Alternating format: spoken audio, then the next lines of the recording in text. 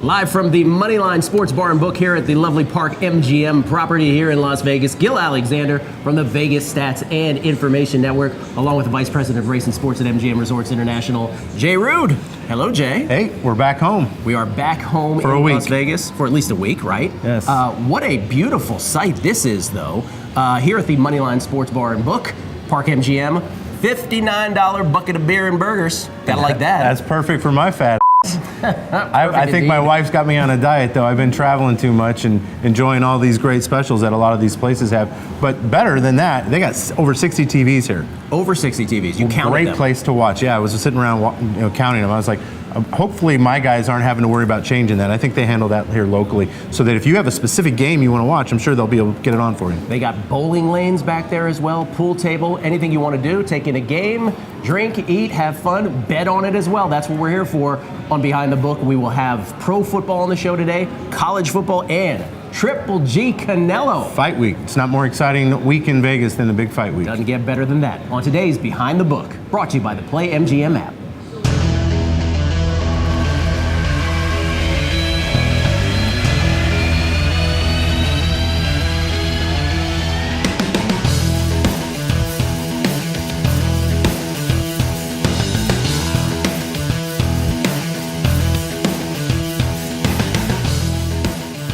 Back at the Moneyline Sports Bar and Book here at Park MGM, Gill Alexander, Jay Rood. Let's talk some college football, Jay. 2 weeks ago, a bevy of great college football games. Last week, not so much.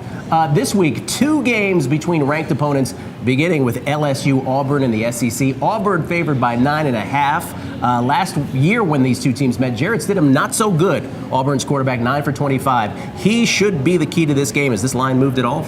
No, I mean 9.5, it's right around there. I mean, if it gets a 10, I would be surprised. I think LSU has put up enough fireworks for the public to back them a little bit in this spot. Mm-hmm. So I think we're going to get good two-way action from this. If it gets a 10, I would suspect that we're going to get pretty heavy action on LSU. Resistance at 10. Everybody celebrating Joe Burrow of LSU as not doing poorly against Miami. That was sort of his bar. Right. But on the season, 2 games, 47% completion rate. That's probably not going to get it done against Auburn, nor is a 26% third down conversion rate. Yeah, normally I always say the better quarterback's going to win. I think the better defense is going to win in this particular spot. The defense that can really shut down the other side, I think they're the ones that's going to walk away with a victory here. Yeah. Now, the spread, who knows? Because this could be a fairly low-scoring affair, I think, in my opinion. In your opinion, and an esteemed opinion it is, Jay. Yeah, right. That it is. That's why I work for a paycheck on this side of the counter. Not an elimination game in the SEC West, but keep in mind, Auburn's got to travel to Georgia, Alabama, Mississippi State. LSU still got to go to Florida, to Arkansas, to Texas A&M. They get Georgia and Alabama at home. Maybe a bid for a New Year's Six Bowl, perhaps, in this game. Yeah, I mean, these guys all have just brutal schedules. The SEC, they just cannibalize each other, basically. Brutal. Another big game, 2 ranked opponents. Ohio State at TCU. Ohio State giving 13. Gary Patterson and TCU getting 13 here. I will take the dog every time. You seen two-way action on this? Yeah, for right now. I mean, early action on it is taking the points from the sharp community. But I think as we get closer to the weekend, the public is going to be all over Ohio State. They just can't help themselves. They love the brand. They like laying points. In this particular spot, I think it's been circled on TCU's calendar. They're getting the Buckeyes at home. They want to put their best foot forward. I think this is going to be a great spot. I think we're going to need TCU probably a little bit.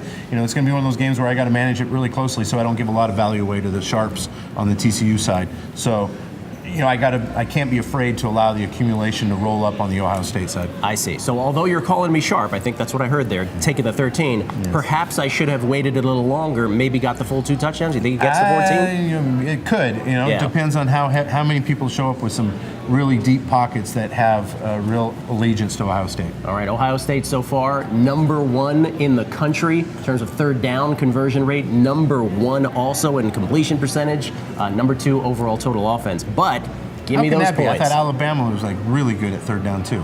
Yeah, but not the case so far. Tonga, Soa, whatever. Ohio State has been that good the first 2 weeks of the season. TCU, big dog. I'll take the points plus 13 in that big college football contest. Back here at Park MGM, Gill Alexander, Jay Rood at the Moneyline Sports Bar and Book. Specifically, Jay, we have not extolled the virtues of this Moneyline Sports Bar and Book enough. All you can drink mimosas and Bloody Marys, swag giveaways, NFL logo swag giveaways as well. Yeah, I think that's on like Thursday, Sunday, Monday night games. Yeah, they've got a lot going on here. Prime time games. And I mean, you know, it's not like it's a small joint either. I mean, they got pool tables, they've got cornhole. Yeah. Cornhole's pretty popular. It's pretty much everywhere we go. Everywhere we go. That's in their contracts. We have to play cornhole. Cornhole here. And Jay counted the TVs. Over 60 of them.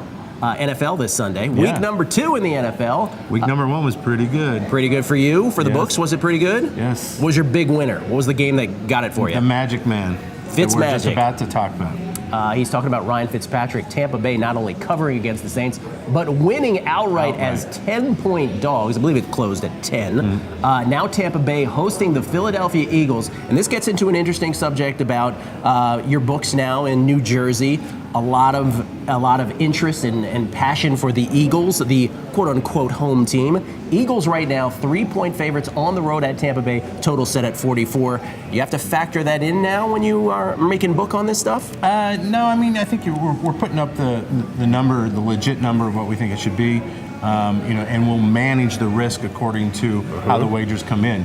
If you anticipate and you try and get too cute, guys like you and all the other sharp guys come around and eat up your value. I mean, we're in business. We don't want to give subcontracting licenses out to all these sharp players come in and be able to take advantage of us. So I'm sure we're going to see some bias up in New Jersey on the Eagles in this particular matchup.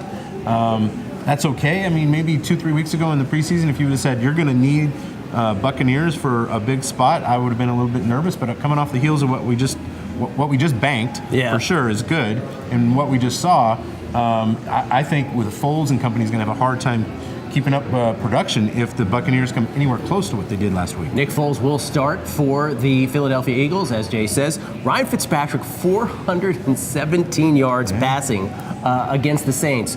If he does this anywhere close to this against the Eagles and then subsequently Pittsburgh Steelers, remember Jameis Winston suspended for 3 games. Right. You wonder if the Bucs can go away from Fitzpatrick in that scenario. We shall see. But you pointed out something there earlier that I think is interesting. The difference between odds making and bookmaking. Sometimes those two terms are used interchangeably. Odds making, we'll keep the 3. Then bookmaking is how you manage your risk. Right. I mean, and that's the thing. I mean, anyone that follows the NFL really closely, you could probably give them the lineup and say, give me a line on every game this week, what you think it's going to be. And for the most part, they'll be pretty close. And so the magic isn't there. The magic is figuring out how to manage the risk and make the money. This is where the magic happens. That's right. That's what Dave throw in says. as many of those magic references as possible. Eagles, again, 3-point favorites on the road, total at 44. Don't anticipate it moving, but you never know. Big game early on here in the NFC.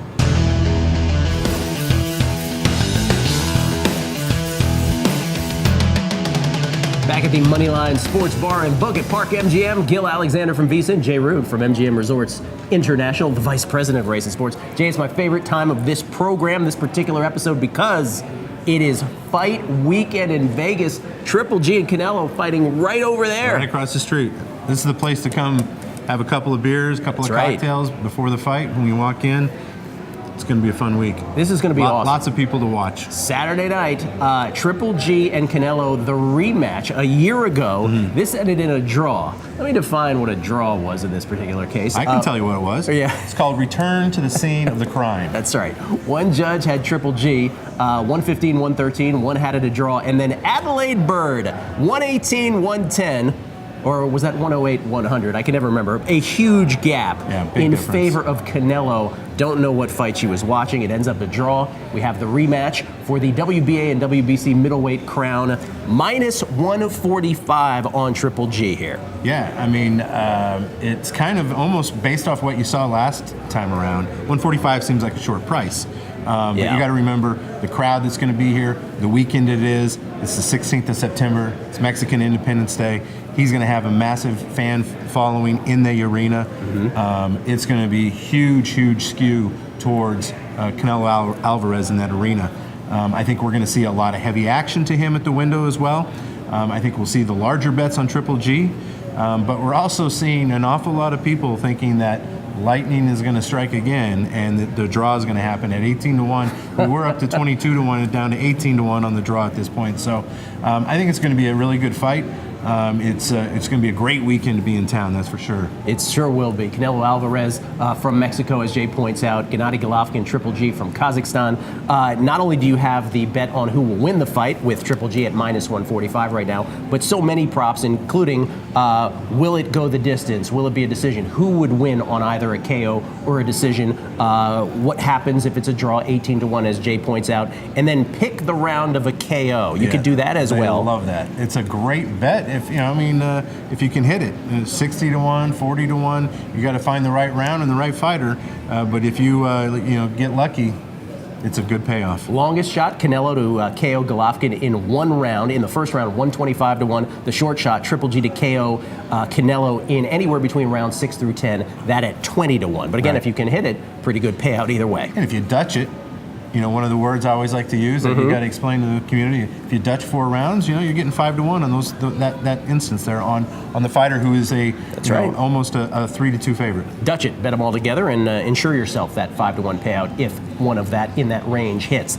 But you are anticipating. Final thing on this: you are anticipating the big bets on Triple G, most of the tickets on Canelo, and therefore it moves not at all in the mix. I think it'll move up. I think you'll probably see Canelo maybe go to 60, 65. Possibly 70, depending on how much money shows up. But I think ticket count's going to probably be 60 to 70% Canelo. Money is going to be 60 to 70, 75% Triple G. Okay, minus 145 on Triple G. Of course, you can always bet this. You don't have to be on property. You can have your PlayMGM app, bet it from anywhere. Anywhere. Within the state of Nevada. In the seat, right before the game goes, before they start boxing. If you look and how they're warming up, if they look good. If they look as good as you and I today. Yes, sir. Maybe.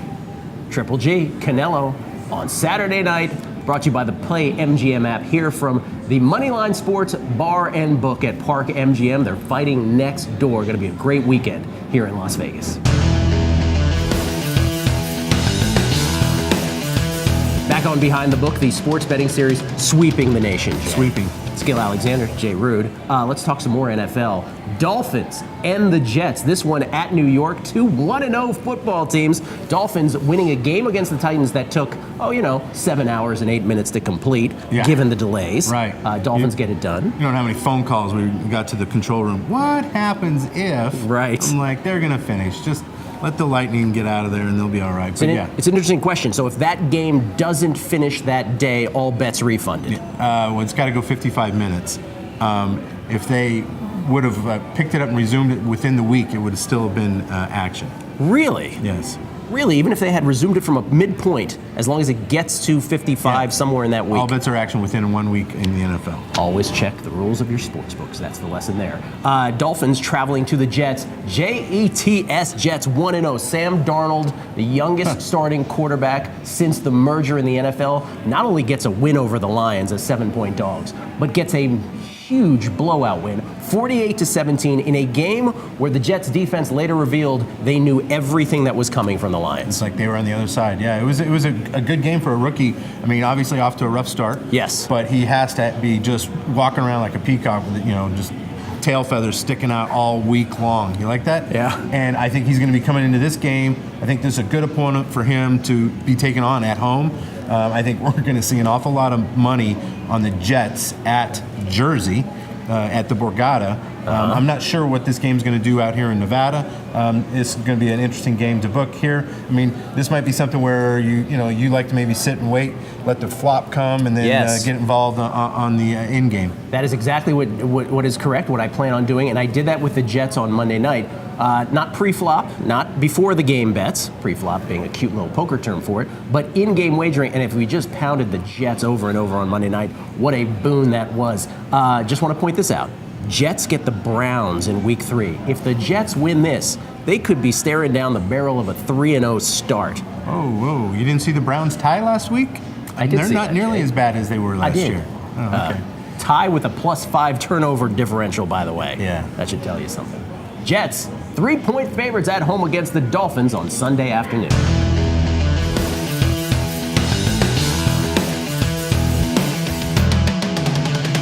Back on Behind the Book, Gill Alexander from VSIN, Jay Rood from MGM Resorts International, Vice President of Race and Sports, MGM Resorts International, here once again at the Moneyline Bar and Book here at Park MGM. Over 60 TVs, cornhole, pool, bowling in the back. Good food. Good food, $59 bucket of burger, bucket of beer specials. Yeah, I mean, this whole property's got great food. We were just talking about Bavette Steakhouse. It's really good. You know, out front, when they get remodeling done, they're going to have Eataly here. So, I mean, this place is going to be a hot place to be coming to in the upcoming few years. Yeah, shout out to Primrose, also across the way here as well. Good cafe. You want to talk one more football game before we're out? Yeah, well, you got to talk Patriots. We're almost obligated to talk Patriots, Contractually obligated. Yes. Patriots 2-point favorites at Jacksonville. Week 2, Patriots beat Houston last week. Jacksonville beat the Giants. But may I just say something? If Eli Manning was anywhere near receivers, I'm not so sure Jacksonville wins that game. Here as we have it though, Patriots -2, total at 45. -2, it's that number that screams to me when it's the Patriots, most public team out there, this is going to get to 3, isn't it? I believe it's going to get to 3, yeah. I think the faster we get to 3, the better I can book the game as well, because once you're on the 3, then you can move the VIG back and forth. I don't want to take any super big bets and then go to 3. That could be a dangerous combination. You know, if we can get this number up there quickly without a whole lot of liability, then I think it stays on 3 all week. If we start seeing some really big bets before we're at 3, then we're going to have some decisions to make. We might just maybe stick long and be a little bit more of a fan of the home team in this particular matchup.